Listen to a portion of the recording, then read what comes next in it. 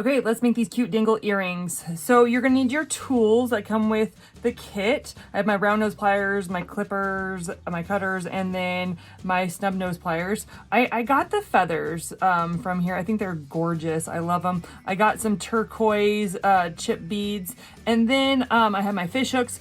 Now for this one, I'm going to use the eye pin ones, but you could use your head pins and just cut off the flat part of the head pin and make a loop on both sides. But we're gonna make it really easy and only gonna make a loop on one side. So this is a new technique.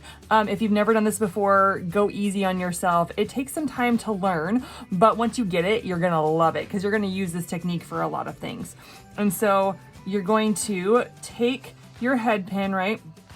Not your head pin. You're going to take your eye pin, and then you're going to put it through the hole like this, just like that. See, and you're going to make sure that the bead stays as close to the eye pin as possible. And I'm holding it with my middle finger, my pointer finger, and my thumb. So my thumb is pushing, and these two are holding it. And so I'm going to do it on this side. I'm going to take my round nose pliers, hold it like this, and I'm going to bend my wire back at a 90-degree angle like that. Do you see that? I actually need to cut it. There's too much wire for the loop that I want. And so I'm going to cut off a good amount. I'm going to cut off about half the amount. And then be careful because sometimes it goes flying. And then we see with our round nose pliers that it is smaller on one end and bigger on the other end. This is so you can make different sized loops. So on the smaller end, you make smaller loops. In the middle, you can make medium sized loops. And the big end, you can make big loops, and everywhere in between. So I want to make a small loop. I kind of want to make the same loop as this size. If this is the first time making a loop, make a really big one. Make as big as possible just to practice. Bigger is easier when it comes to loops, but I've made them before. And so I'm putting my wire right here, and then I'm actually going to put up a little bit more. And then what I'm going to do is I'm holding at the very end, and I'm going to start to curl it around. Do you see that? And then I'm going to grab and go down. I was up here, but I shifted my round nose pliers down, and I'm going to curl over, and I'm just going to keep curling until I have my loop. So do you see that I have a loop on this side, which was already there, and then I made my own loop. So it just takes practice, right? You're just curling, you're taking it and you're curling, you're curling, you're curling. And so now I'm going to do the same thing. So I am going to put it through my bead. I'm going to actually cut it first. I prefer to cut it first. I was so excited to show you the 90-degree angle that I didn't cut it first. So I'm going to cut it first, cutting off about half. Oh, it just goes flying. Just be careful. Oh my goodness. And then I'm going to bend it back at a 90-degree angle. And then I'm going to grab it about right there. And then I'm going to curl around, and curl around.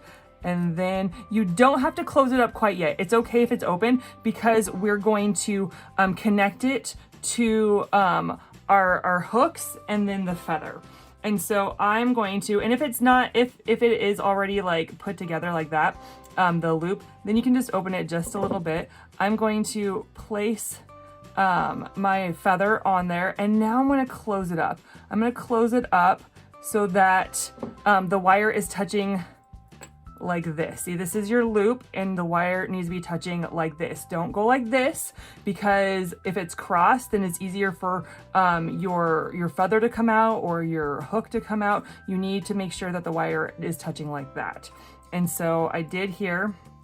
And then now I'm going to open the loop just slightly. I'm going to open it just slightly, and I'm going to put my hook through, and I'm going to close it up. And sometimes it's hard to close it up with the round nose pliers. So I'm going to use my snub nose pliers and just kind of pinch it. I'm going to kind of pinch it until it is touching the wire like this. Oh, and there you have your first dangled earring. Look at that. Isn't that so cute? It kind of just doesn't want to stay flat, but it's not supposed to.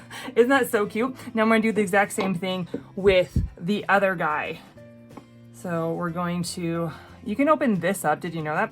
You can open this up if your loop is already closed, and you're going to put it on there. Then you're going to close up your loop, and then you're going to open this loop. And we're going to put it through, and then we're going to close it up. And again, I'm going to check all my loops to make sure they're closed, because if they're not closed, that means it has a good potential of falling apart. One piece will come off or it will disconnect, whatever the case is. And so we want to make sure that all of our loops, I'm going to squeeze all my loops and just make sure that they are all touching, right? They're not touching, they're not crossed, they're touching. And so, oh my goodness, there you have some cute dangled earrings.